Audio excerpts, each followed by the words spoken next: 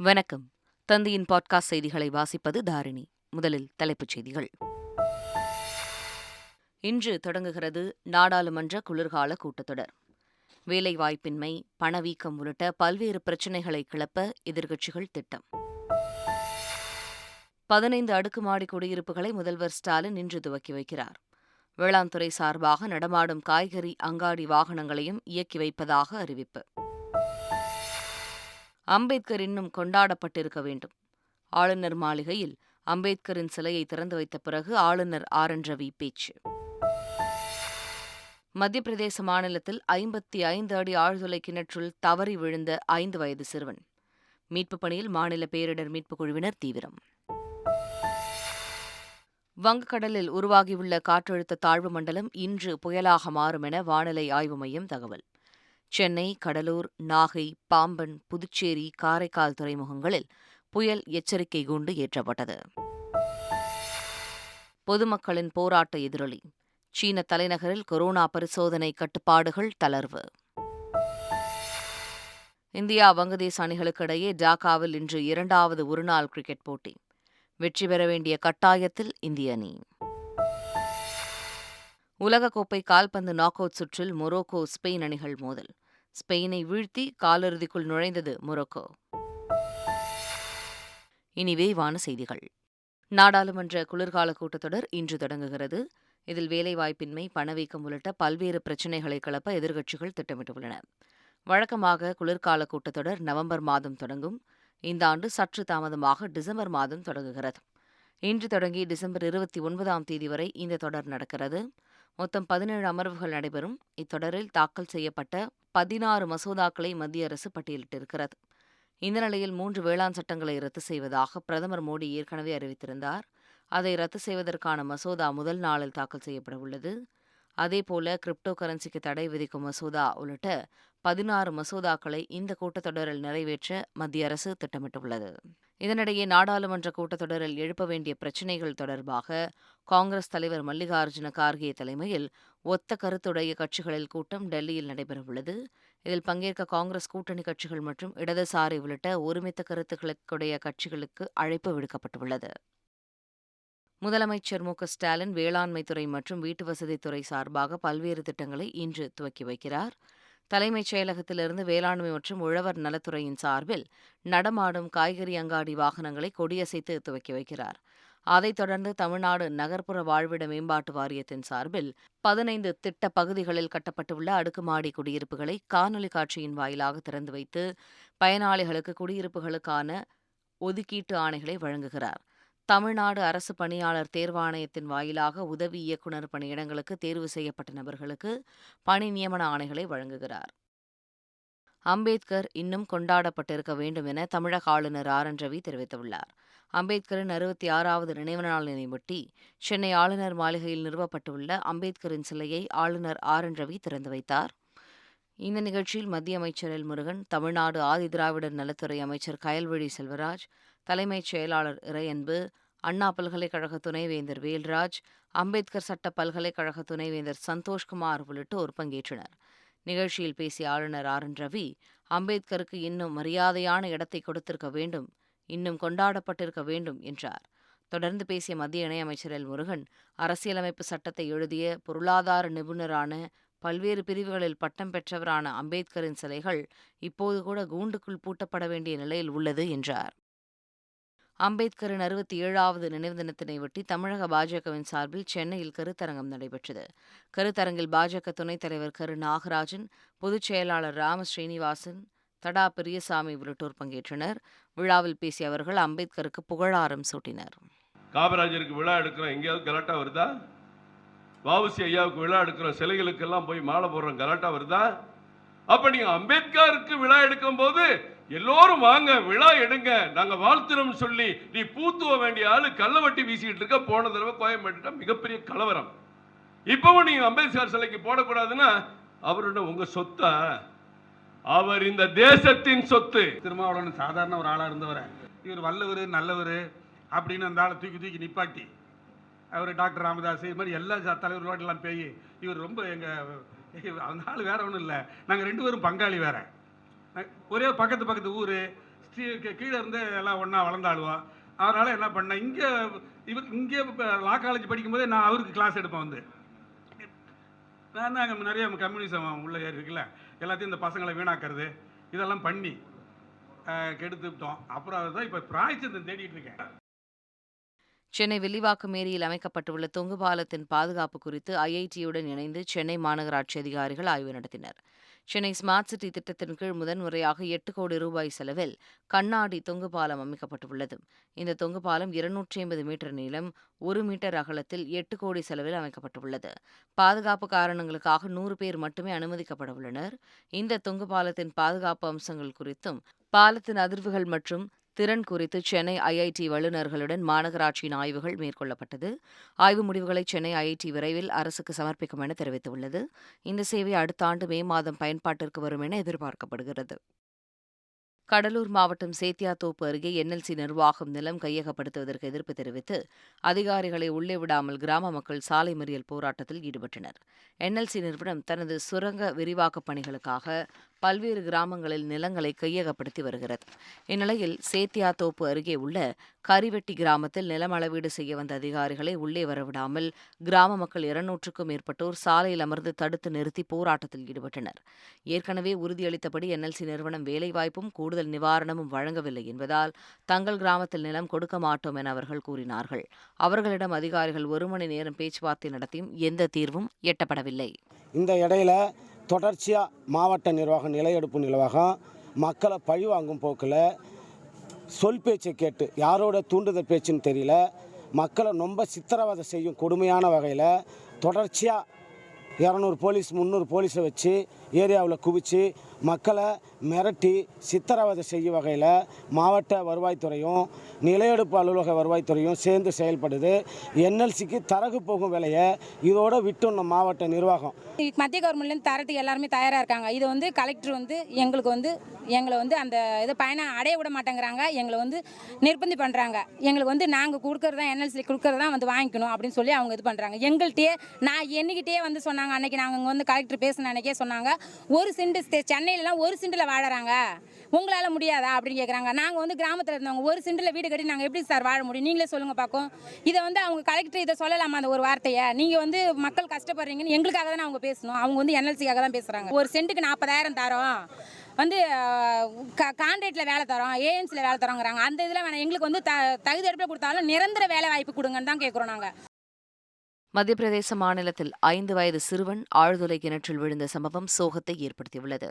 மாண்டவி கிராமத்தில் விளையாடிக் கொண்டிருந்த சிறுவன் அங்கு சரியாக மூடப்படாமல் கிடந்த ஆழ்துளை கிணற்றில் எதிர்பாராத விதமாக தவறி விழுந்தார். சிறுவன் சுமார் 55 அடி ஆழத்தில் சிக்கியுள்ளதால் பேரிடர் மீட்புப் படையினர் மற்றும் தீயணைப்புத் துறையினர் சிறுவனை மீட்கும் முயற்சியில் ஈடுபட்டு வருகின்றனர். சிறுவன் சுவாசிப்பதற்கு தேவையான ஆக்ஸிஜன் வழங்கப்படும் நிலையில் மீட்புப் பணிகள் தீவிரமாக நடைபெற்று வருகிறது. கேரளாவில் விழிஞம் துறைமுகத்திற்கு எதிரான போராட்டம் 140வது நாளோடு முடிவுக்கு வந்தது. திருவனந்தபுரம் அருகே விழிஞம் துறைமுகம் அமைவதால் வாழ்வாதாரம் பாதிக்கப்படுவதாக கூறி மீனவர்கள் போராட்டம் நடத்தி வந்தனர். இந்நிலையில் 140வது நாளாக போராட்டம் நடைபெற்ற நிலையில் கேரள அரசு போராட்டக் குழுவுடன் மேற்கொண்ட பேச்சுவார்த்தையில் உடன்பாடு ஏற்பட்டது. அதைத் தொடர்ந்து போராட்டத்தை கைவிடுவதாக போராட்டக் குழு அறிவித்தது. பேச்சுவார்த்தையில் அப்பகுதி மக்களுக்கு 8000 ரூபாய் வாடகை பணத்தை வழங்குவதாக கேரள அரசு உறுதியளித்தது.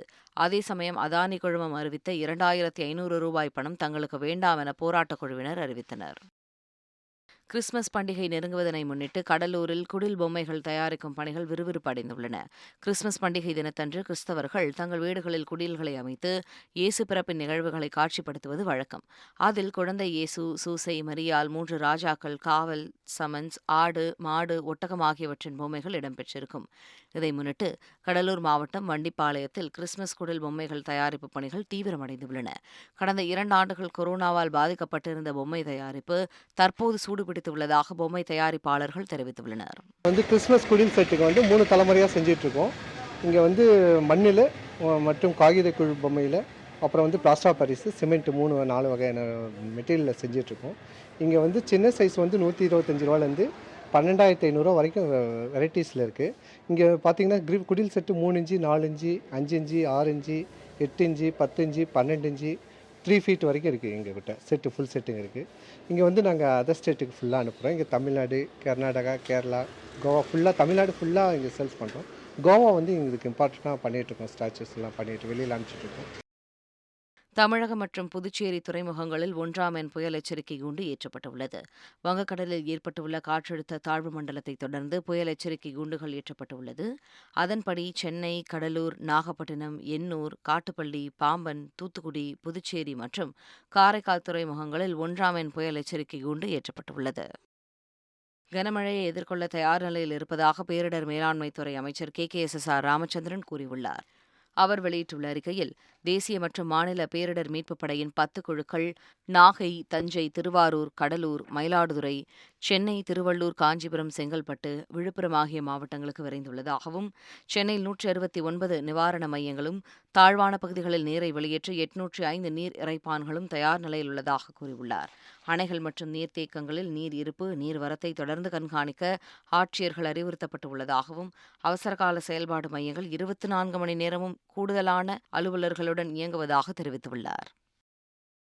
திருவண்ணாமலை அண்ணாமலையார் கோவில் மலை உச்சியில் கார்த்திகை மகாதீபம் ஏற்றப்பட்டது.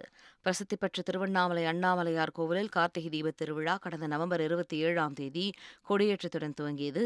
விழாவின் முக்கிய நிகழ்வான மகாதீபம் ஏற்றும் திருவிழா 2 ஆண்டுகளுக்கு பிறகு பக்தர்களின் வெள்ளத்தில் வெகு விமரிசையாக நடைபெற்றது. நேற்று மாலை 6 மணிக்கு 2668 அடி உயரம் கொண்ட அண்ணாமலையார் மலை உச்சியில் மகாதீபமானது ஏற்றப்பட்டது. அலை கடலென திரண்டிருந்த பக்தர்கள் அண்ணாமலையாருக்கு அரோகரா, ஓம் நமச்சிவாயா என முழக்கங்களை எழுப்பி பக்தி பரவசமடைந்தனர்.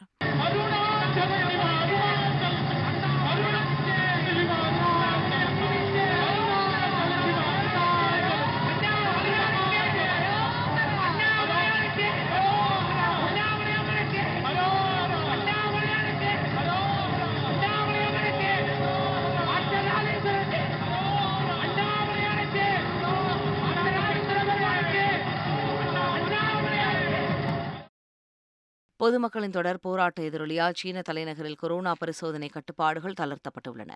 அங்கு கடந்த 6 மாதங்களுக்கு பிறகு கொரோனா தொற்று பரவல் திடீரென அதிகரிக்க தொடங்கியதால் தலைநகர் பீஜிங் உள்ளிட்ட பல நகரங்களில் அரசு கடுமையான கட்டுப்பாடுகளை விதித்தது.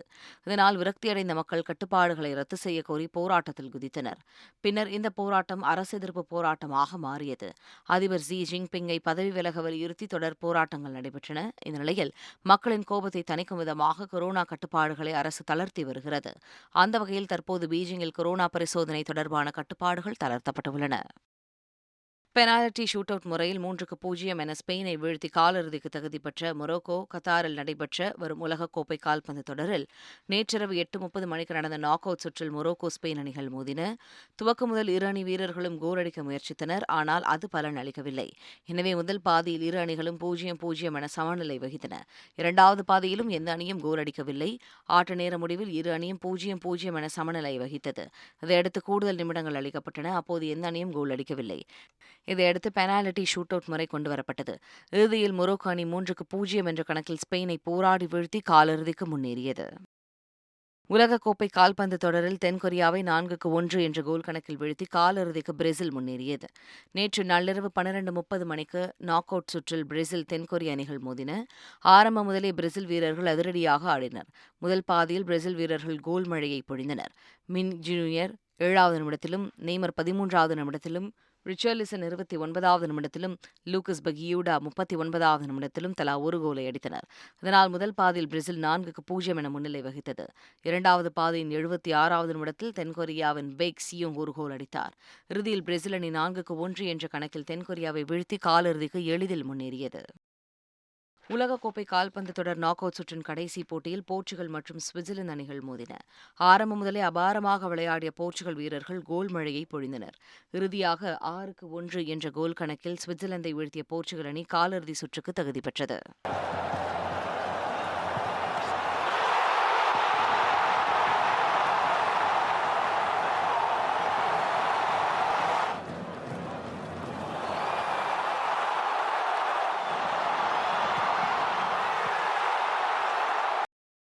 இந்தியா வங்கதேச அணிகள் மோதும் 2வது ஒருநாள் கிரிக்கெட் போட்டி இன்று நடைபெறுகிறது.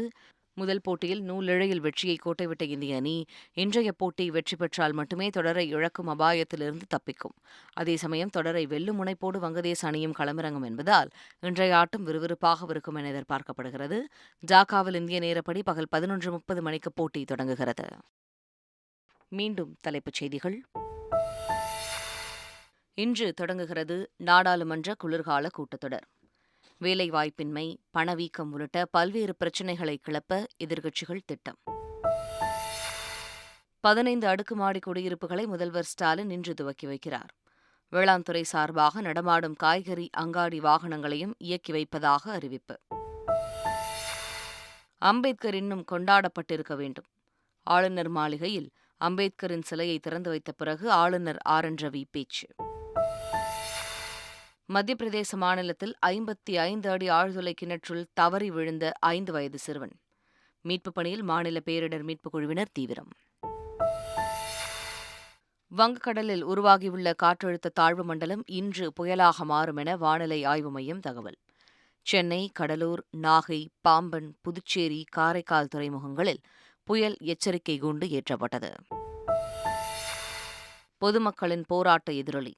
சீன தலைநகரில் கொரோனா பரிசோதனை கட்டுப்பாடுகள் தளர்வு.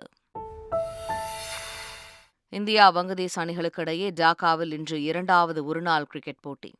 வெற்றி பெற வேண்டிய கட்டாயத்தில் இந்திய அணி.